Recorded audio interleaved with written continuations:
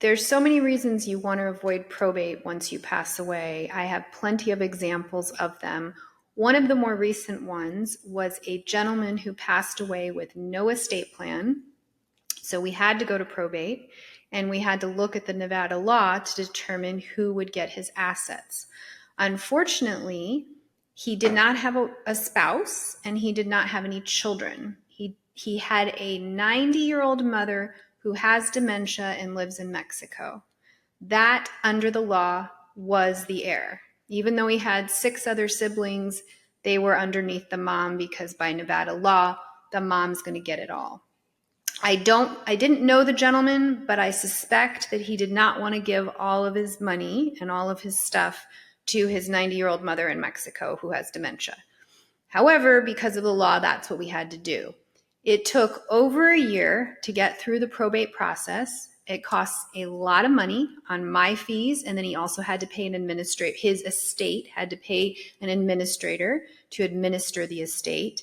And then at the end of the day, we got a lump sum for the mother, and we had a problem because it's a foreign country, and without going into any specific details, it was very difficult to get the money to her from the United States. We had to put our creative thinking hats on in order to get it there. So the lesson here is, if he had even had just a will that said who got his stuff, we would have avoided some of this. Yes, we still would have had to go to court, but at least the person he wanted would have gotten his stuff versus the person in Mexico. And we don't even know, frankly, if she ended up getting all of that money because of the different laws in different countries.